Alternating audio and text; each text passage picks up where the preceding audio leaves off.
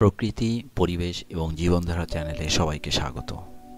আজকের ভিডিওতে আমি পরিবেশের ভারসাম্য রক্ষায় বনভূমি এবং জলাশয়ের গুরুত্ব তুলে ধরার চেষ্টা করব। ভিডিওতে বর্ণিত তথ্য আমার নয়, এটি সম্প্রতি জাতীয় দৈনিক সমকালে প্রকাশিত একটি প্রবন্ধ, যা লিখেছেন ডক্টর এএসএম সাইফুল্লাহ, অধ্যাপক, environmental science and resource management বিভাগ, মাওলানা ভাষার বিজ্ঞান ও প্রযুক্তি বিশ্ববিদ্যালয়। বন বা জলাশয় কিংবা সামগ্রিকভাবে পরিবেশ রক্ষায় নিয়োজিত অধিদপ্তরগুলো গত বছরের বিশ্ব পরিবেশ দিবসে দেওয়া প্রতিশ্রুতির কতটুকু বাস্তবায়ন করেছে সে হিসাব আমার কাছে নেই।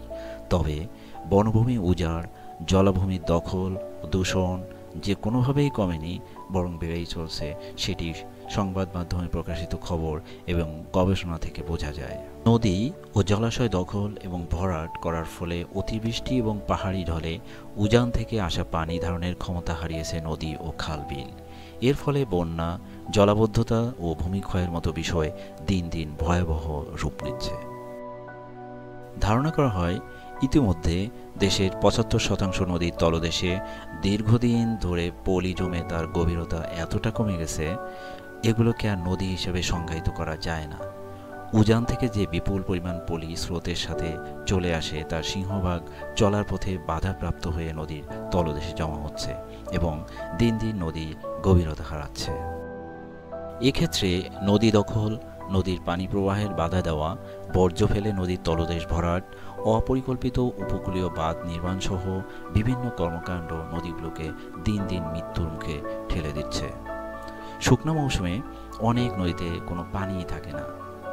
একটি বেসরকারি সংস্থার গবেষণা বলছে, ২০০০ থেকে ২০২০ সালের জানুয়ারি পর্যন্ত সময়ে দেশের ৪৩টি নদী শুকিয়ে গেছে।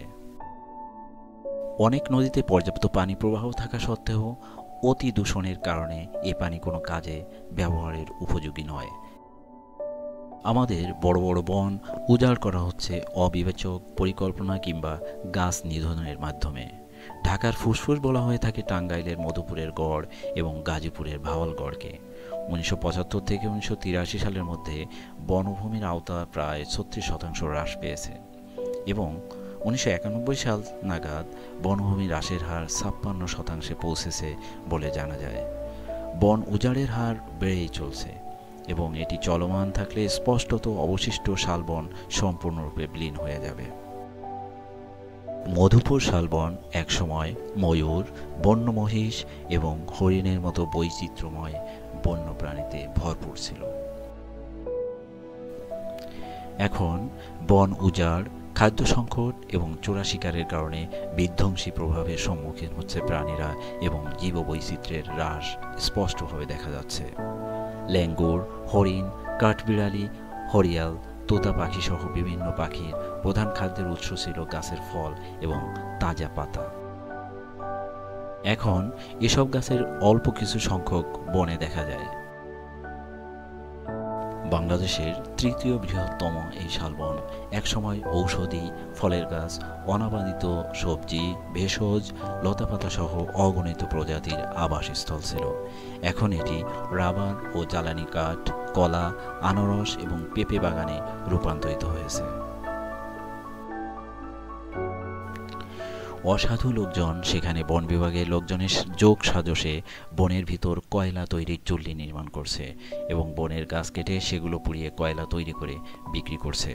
রক্ষক ভক্ষক সব জোট বেঁধে বনটিকে সাবার করার যে নির্মম প্রতিযোগিতায় নেমেছে, তা সংবাদ মাধ্যমের সুবাদে রাষ্ট্রের অর্থে চলা রক্ষক নীতি নির্ধারকদের কারো অজানা বলে মনে হয় না। তবে এগুলো থামানোর তেমন কোনো পদক্ষেপ দেখছি না। শালবনের প্রাকৃতিক বৈশিষ্ট্য হলো, বছরের একটি নির্দিষ্ট সময় গাছের সব পাতা ঝরে যায়।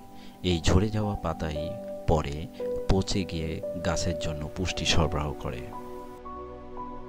এভাবেই বেঁচে থাকে শাল গাছ। বন বিভাগের কর্মচারী এবং স্থানীয় অসাধু লোকজন ঝরে পড়া পাতাগুলো মাটিতে থাকতে দেয় না, বরং তা বনের মাটি থেকে কুড়িয়ে নিয়ে বিক্রি করে। ফলে বনের মাটি হারায় পুষ্টি এবং গাছ হারায় তার বেঁচে থাকা, বেড়ে ওঠার অতি প্রয়োজনীয় উপাদান। ঝরে পড়া পাতা থেকে শালবনের মাটির পুষ্টি লাভের মতো অতি সাধারণ বিষয়টি বন রক্ষার কাজে নিয়োজিতদের জানা নাই এমনটা বিশ্বাস করার কোনো সুযোগ নেই। তারপরও প্রিন্ট ও ইলেকট্রনিক মিডিয়ার সুবাদে দেখা যাচ্ছে বন রক্ষকরা কীভাবে বনের পাতা বিক্রির কাজে অংশীদার হচ্ছে। আমরা দেখছি কিভাবে ভুল নীতি ও ভুল পরিকল্পনার কারণে চকরিয়া সুন্দরবন হারিয়ে যাওয়ায় সেখানে বেড়েছে ভূমিক্ষয় ও লবণাক্ততা এবং মাটি হারিয়েছে সব গুণ। আমরা ঝড় জলোচ্ছ্বাসে দেখি কিভাবে উপকূলীয় ম্যানগ্রোভ বন বুক চিতিয়ে মানুষ, অন্যান্য প্রাণী এবং সম্পদ রক্ষায় ভূমিকা রাখে, যেটি সম্প্রতি সাইক্লোন রিমালেও দেখেছি। অথচ কি অবিবেচক সিদ্ধান্ত ও পরিকল্পনার মাধ্যমে বনগুলোকে আমরা ধ্বংস করছি। চকরিয়া সুন্দরবন হারিয়ে গেছে আমাদের লালসার কাছে, খুলনার সুন্দরবনও একই পথে চলছে। চিংড়ি চাষ, নানান স্থাপনা নির্মাণ দিন দিন সুন্দরবনকে সংকুচিত করছে। সঙ্গে সঙ্গে অকৃত্রিম বন্ধু যে ঝড় জলোচ্ছ্বাস থেকে আমাদের সব সময় রক্ষা করে, সে হয়ে পড়ছে দুর্বল।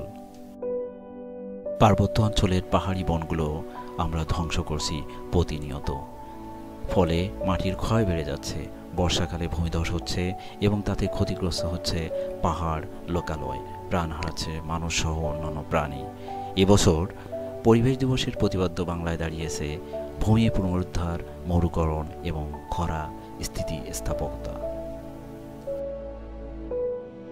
আরও একটু প্রসারিত করে বলতে পারি, হারালে বনভূমি, হারালে জলাশয়, দেশ হবে মরুভূমি, হবে ভূমিক্ষয়। বিষয়টি অনুধাবন করে এবং সে অনুযায়ী ব্যবস্থা গ্রহণ করে দপ্তর, অধিদপ্তর, সংশ্লিষ্ট বিভাগ এবং জনগণ কাজ করলে আমরা হয়তো কোনো এক পরিবেশ দিবসে শ্লাঘা বলতে পারবো, আমাদের জলাভূমি, বনভূমি সর্বোপরি বাস্তুতন্ত্র আর অনিরাপদ নয়। স্যারকে ধন্যবাদ তার অত্যন্ত সুন্দর গবেষণালব্ধ প্রবন্ধ উপহার দেওয়ায়। পাশাপাশি ভিডিওটি ধৈর্য সহকারে দেখার জন্য সবাইকে ধন্যবাদ।